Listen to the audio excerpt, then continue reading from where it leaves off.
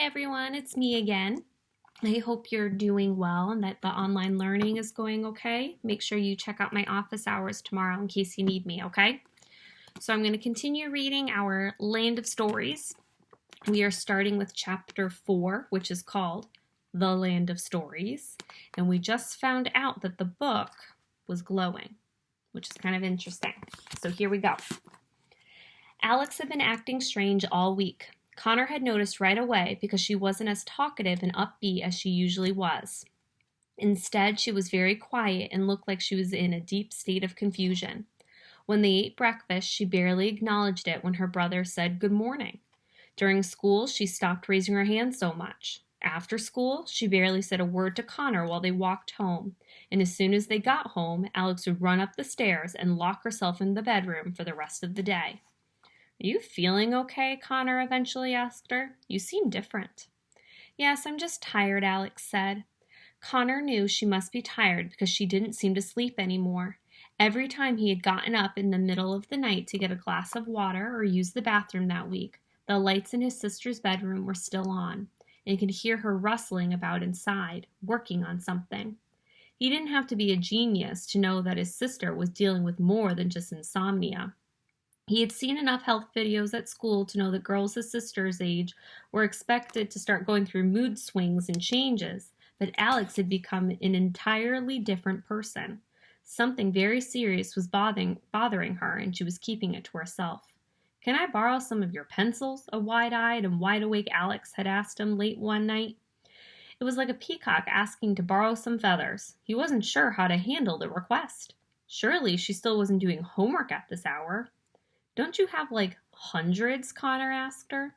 "Yes, but I've lost them all," she said. He shared the few that he had with her. Alex took them and quickly disappeared into her room again. She didn't even seem to mind that they were chewed on or were missing the erasers. The next night, Connor kept waking up to a peculiar humming sound coming from Alex's room. It was quiet but had a strong vibration that he could feel as much as he could hear. "Alex," Connor said, knocking on his sister's door, "what is that sound? I'm trying to sleep and it's driving me crazy." "It's just a bee. I shoot him out of the window," a frantic Alex responded from behind the door. "A bee?" a puzzled Connor asked. "Yes, a very big bee. They're quite aggressive this time of year," Alex called out. All right," Connor said, and went to bed. But these happenings were nothing compared to the events during the next day at school. "Can anyone tell me the names of the rivers that ran through ancient Mesopotamia?" Mrs. Peters asked the class during a history lesson. As usual, she had no volunteers. "Anyone?" Mrs. Peters asked. Everyone was looking at Alex and expecting her to shoot her hand to shoot into the air any second, but Alex was just staring at the floor. She wasn't paying attention to anything. "The Tigris and the Euphrates," Mrs. Peters informed the class. "Can anyone tell me what the area between these two rivers is believed to be?" She asked the question in Alex's direction, but it was no use. Alex was lost in her own thoughts. "Miss Bailey, perhaps you know the answer?" Mrs. Peters pleaded. "To what?" asked Alex, snapping out of her trance. "The question," Mrs. Peters said. "Oh," Alex said. "No, I don't." She rested her head on her hand and continued staring at the floor. Mrs. Peters and the rest of the class didn't understand what was happening. Alex always knew the answers. How was the class going to function without her? "The cradle of civilization," Mrs. Peters told the class, answering the question. "Many believe that mankind started there." "Miss Bailey!" Alex sat up quickly in her seat. The most shocking thing that had ever happened in the classroom had occurred. Alex Bailey had dozed off in the middle of class. I'm so sorry, Mrs. Peters," Alex pleaded. "I don't know what came over me. I haven't been sleeping very well lately." Mrs. Peters was staring at her as if she had just witnessed a gruesome animal. That's all right," the teacher said. "Do you need to go to the nurse?" "No, I'm fine. I'm just a little sleepy," Alex said. "I promise that'll never happen again." Connor had been watching the whole thing like it was a train wreck. All he could do was shake his head. What had happened to Alex? Where was his real sister? She was turning into him. The strange humming sound Connor had heard the night before suddenly filled the room. Alex sat straight up in her seat, anxious, her eyes growing larger than they had ever had before. A few of the other students looked around, trying to figure out where the sound was coming from. Can anyone tell me the technologies Mesopotamia brought into the Bronze Age? Mrs. Peters asked, oblivious to the humming. Anyone? She asked again. Alex's hand shot straight into the air. Yes, Miss Bailey? Mrs. Peters happily called on her. May I use the restroom? Alex peeped. Mrs. Peters sighed with disappointment. Yes, you may, she replied.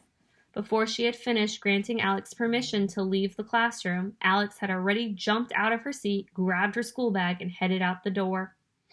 Connor watched his sister leave. His eyes were bulging with suspicion.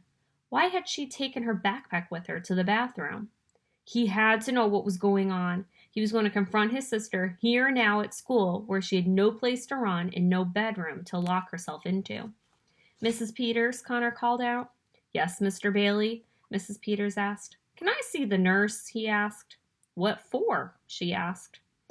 He hadn't thought this far into his plan. My elbow hurts, Connor said. Mrs. Peters stared at him blankly. She may have believed him more if he had told her he was a dinosaur. Your elbow hurts? She asked. Yes, really bad. I banged it on my desk and now it's just killing me, Connor said, clutching his perfectly fine elbow. Mrs. Peters squinted and rolled her eyes, two of her trademark indications of annoyance in one expression. Fine, the teacher said, but I'm going to have to write you a pass. Connor was out the door before she could finish her sentence.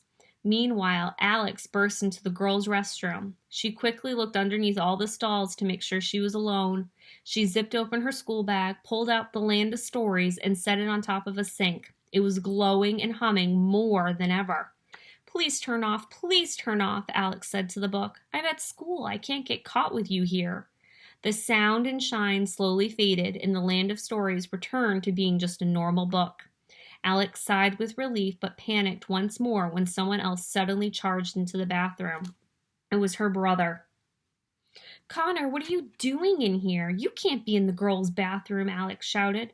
I'm not leaving until you tell me what's going on, Connor demanded. You've been lying to me all week. I know something's up. I have twin tuition. I'm going to stop there. I'll see you all tomorrow. Bye.